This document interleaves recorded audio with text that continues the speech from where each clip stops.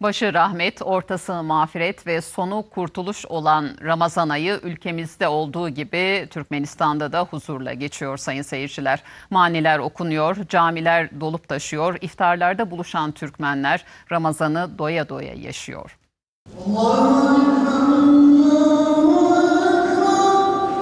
Camiler doldu taştı, iftarda buluşuldu. Geleneklerine bağlı yaşayan Türkmenler Ramazan'ı huzurla karşıladı.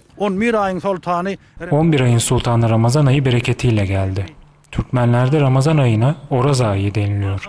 Mahdum Kulu Firaki'nin dediği gibi ayların en iyisi olan Ramazan, sevap kazanma, sevgi, şefkat, saygı ve huzur ayıdır. Bizim çocuklarımız kapı kapı dolaşarak Ramazan ayının güzelliklerini manilerle müjdeler. Ya Ramazan adı verilen dolaşmalara katılan Türkmenistanlı çocukların heyecanlı sesleri her bir evin kapısında neşeyle çınlıyor.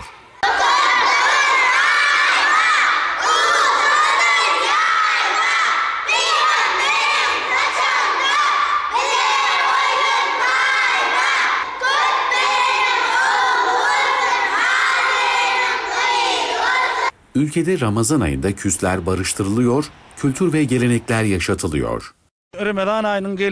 Ramazan ayında camilerimizde teravih namazları kılınıyor. Bizde iftar yemeklerine sadaka denilir.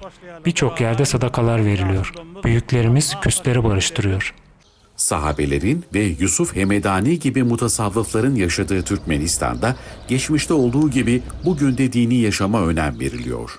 Türkmen kardeşlerimiz genel anlamda ibadetlerine bağlı insanlardır. Bu durum Ramazan ayında daha belirgin olarak görülmektedir. Teravih namazlarına kadın, erkek, çocuk ve gençler yoğun ilgi göstermektedir.